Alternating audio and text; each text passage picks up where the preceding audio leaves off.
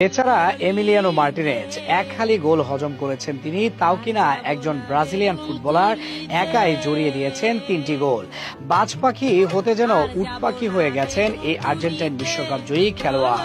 ক্যারিয়ারে এমন লজ্জা খুব কমই পেয়েছেন তিনি। এবারে যা ঘটেছে তার সাথে নিশ্চিতভাবেই সেটা মনে রাখতে হবে তাকে।